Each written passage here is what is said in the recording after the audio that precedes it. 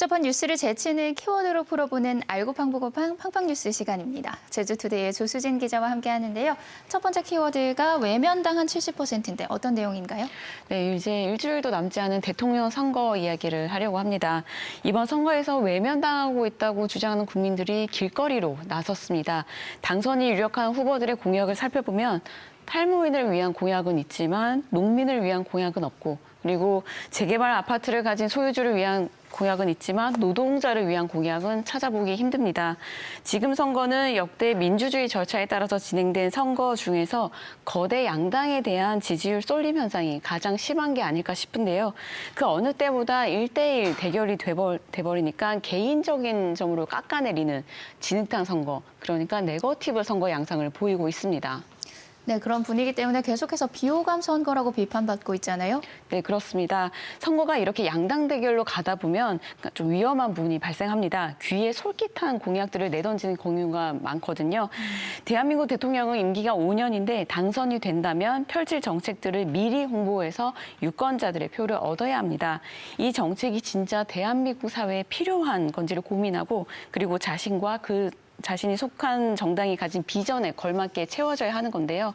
그러면 유권자들이 후보들이 그린 대한민국과 또 앞으로 5년간 대한민국이 나아갈 길을 살펴보면서 선택을 하는 이 정책 선거라는 게 매우 당연한 건 줄로만 알았는데, 지금 선거판을 보면 매우 어려운 일이었구나 하는 걸 실감합니다.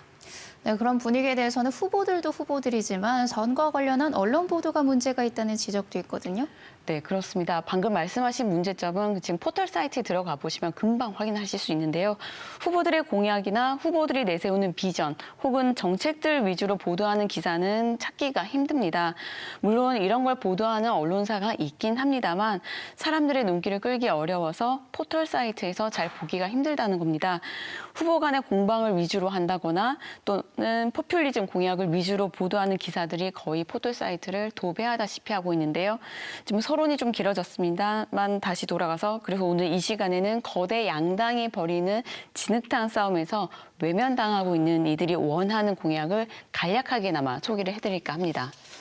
네, 어제 도내 노동자들과 농민들이 기자회견과 거리 행진을 진행했다는 소식이 있었죠? 네, 그렇습니다. 어제 오후 제주 노동자들과 농민들이 이번 대통령 선거에서 정책이 사라졌다면서 후보들을 상대로 10개의 요구 사항을 요구했습니다. 전국 여성농민의 총연합 제주도연합, 그리고 전국 농민의 총연맹 제주도연맹, 그리고 민주노총 제주지부 등이 도청 앞에서 기자회견을 열었는데요. 이들은 대통령 선거가 이장 선거보다 못하고, 그리고 초등학교 반장 선거보다도 못하다면서 당선이 유력한 후보들에게선 노동자와 농민의 삶은 빠져 있다고 규탄을 했습니다. 네, 기자님, 그렇다면 이 공약에 포함되어야 한다고 요구한 내용들을 간략히 소개해 주시면 좋을 것 같습니다. 네, 이분들은 모두 10가지를 요구했는데요.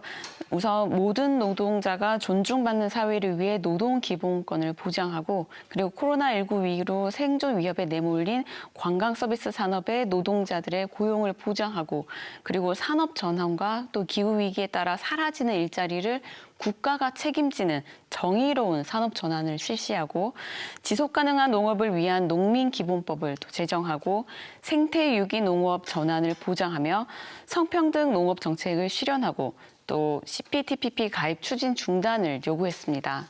네, 제주 현안에 대한 요구도 있었죠? 네, 모두 3가지가 있었는데요. 제주 제2공항 건설 사업을 전면 백지화하고, 또 국제자유도시라는 비전을 폐기하기 위해 제주특별법 전면 개정하고, 또 영리병원 폐기 및 의료공공성 강화 등을 주장했습니다. 앞서 이들은 지난달에 민중들의 삶에 힘이 되는 정치를 주창하면서 출마했던 진보정당 후보들을 지지한다고 공식적으로 발표한 바가 있었는데요. 이 후보들은 정의당 심상정, 그리고 노동당 이백윤, 진보당 김재현 후보 등이 있습니다. 네, 진보정당 대선 후보들과 정책 협약식도 진행했다고요? 네, 앞에서 말씀드린 그 진보정당 후보들이 제주를 찾을 때마다 이들과 모두 만나서 협약을 맺었는데요. 하지만 이번 선거는 말씀드렸다시피 거대 양당에 대한 지지율이 쏠리는 형상이 심각합니다. 그래서 어제 노동자와 농민단체는 5천만 민중의 운명을 가를 대선이 일주일 앞으로 다가왔지만 그 어디에도 1천만 농민과 2천만 노동자를 위한 선거 공약은 찾을 수 없다면서 기득권의 정치에 민중의 운명을 걸 수 없다고 유권자들에게 진보 정당 후보자들에 대한 지지를 호소하기도 했습니다. 이번 선거는 불평등을 타파하고 체제를 전환하는 선거가 돼야 한다고 강조하기도 했습니다. 네, 당장 내일부터 사전 투표가 시작이 되죠. 후보들끼리 서로 비방하는 뉴스 말고요. 공약을 비교한 기사를 많이 찾아보시면서 현명한 선택하시기 바랍니다. 다음 키워드는 표지석과 방해물인데 어떤 내용인가요? 네, 학생들이 많이 오가는 초등학교 인근에 4.3의 역사를 왜곡한 시설물이 설치되어 있다고 해서 논란이 일고 있습니다. 지난 월요일 제주도의회 4.3특별위원회가 제주도 4.3 지원과로부터 업무 보고를 받는 자리에서 이런 지적이 나왔는데요. 더불어민주당 송창건 의원이 제기를 했습니다. 문제가 된 시설물은 지금 외도초등학교 바로 맞은편에 세워진 표지석입니다. 예전엔 그 경찰의 지서라고 불렸던 파출소, 그러니까 외도파출소가 있던 자리의 표지석인데요. 그 터를 설명하려고 세운 표지석인데 여기에 4.3과 관련된 역사를 왜곡했거나 아니면 잘못된 사실이 새겨져 있다는 겁니다. 네, 초등학생들이 많이 오가는 곳이라고 하셨는데 어떤 내용이 적혀 있나요? 네, 우선 여기 보면 1948년 4월 3일 새벽 2시쯤 남로당의 지령을 받은 무장폭도 14명이 지서를 습격했다라는 표현이 있습니다. 여기서 지금 남로당의 지령이라는 표현이 좀 문제가 되고 있는데 당시 4월 3일에 있었던 무장봉기를 일으켰던 무장대에 남로당원이 포함돼 있긴 했지만 이걸 남로당 중앙당의 지령에 따른 거였는지 아니었는지에 대해서는 지금까지 나왔던 진상조사 보고서나 아니면 4.3은 말한다 같은 4.3 기록물에서는 여러 정황을 볼 때 그렇지 않을 가능성이 높다고 지금 보고 있는 건데요. 지금 송창건 의원은 제주 4.3 특별법에서 규정한 4.3의 정의에도 없는 내용이라면서 추모석을 세운 사람들이 남로당 지령이 있었는지 없었는지 직접 봤느냐, 역사적으로 정확하지 않은 내용을 단정 짓는 건 부적절하다고 지적을 했습니다.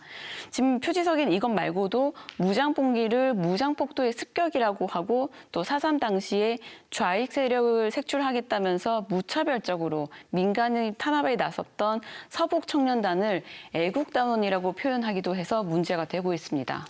네, 기자님 이런 표현을 썼다는 걸 보니까요. 시설물을 보수단체에서 만든 게 아닐까 싶은데요. 예, 맞습니다. 이 시설물을 세운 단체는 제주 4.3 연구유족회와 제주 4.3 경찰유족회인데요. 매우 이제 보수 성향을 띤 단체들이라고 볼 수 있고요.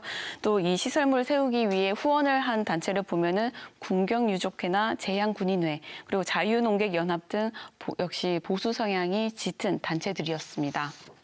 그런데 이 진보와 보수라는 이념을 떠나서 역사적 사실을 왜곡하는 건 정당하고 정의롭지 못한 일이라는 건 아이들도 알고 있죠. 이걸 보고 아이들은 4.3을 어떻게 받아들일까를 지금 고민을 해봐야 할 것 같은데요.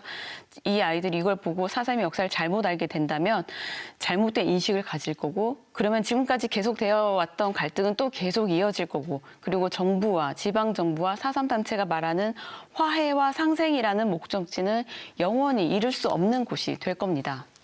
네, 역사를 바로잡기 위해서 과거사를 해결하려고 할 때 진상조사가 매우 중요한데요. 네, 그렇습니다. 그만큼 역사적 사실을 정확히 전달하는 게 굉장히 중요한 일인데요. 이날 송창건 의원은 공권력에 의해서 피해를 입은 사람들을 위한 추모비를 세워주지도 못하고 있는데 저렇게 대로변에다가 저런 시설물이 버젓이 놓아져 있으면 어떻게 화해와 상생이 되겠느냐며 미안하지만 저런 시설물은 화해와 상생으로 나가는데 방해물이 된다고 또 지적을 했습니다. 그리고 제주도에선 협조를 구해서 위치를 옮기거나 내용을 수정해야 한다고 주문하기도 했습니다. 그리고 같은 날 홍명한 더불어민주당 의원 역시 유적지나 역사와 관련된 시설물은 내용이 정확해야 한다면서 최소한 사실을 기반으로 해야 하지 않겠느냐며 눈살을 찌푸리게 하고 경관을 해치고 역사를 왜곡하는 시설물은 부적절하다고 또 지적했습니다. 네, 이 역사를 왜곡하는 표지석에 대한 적극적인 대책 마련이 필요해 보입니다. 실효성 있는 방안이 빨리 나오면 좋겠네요. 오늘 소식 여기까지 듣겠습니다. 두 분 고맙습니다. 감사합니다.